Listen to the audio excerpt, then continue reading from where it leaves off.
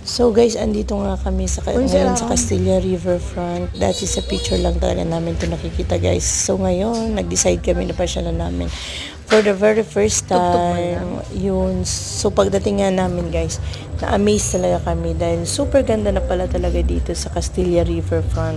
Ang daming improvement. So yan guys, pwede kayo dito mag-inuman. Meron pang kantahan dyan. Minsan may live band. Talagang ang ganda kung medyo nai-stress ka, may problema, nalulungkot. Pasyal ka lang dito sa Castilla Riverfront. So, ayun guys, ang ganda nga talaga. Sobrang nakaka-amaze talaga to. Yun, ayun, may nagiinuman guys. Yun, ang ganda, super, super ganda. Wow!